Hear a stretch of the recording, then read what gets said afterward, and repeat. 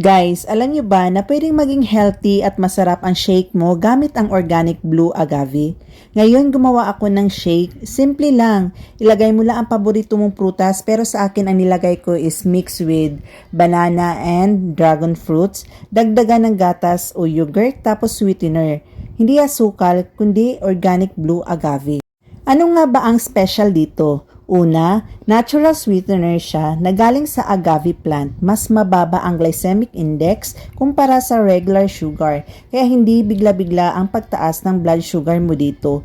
Perfect ito para sa mga conscious sa diet at health. Pangalawa, may probiotic properties na tumutulong sa healthy digestion natin.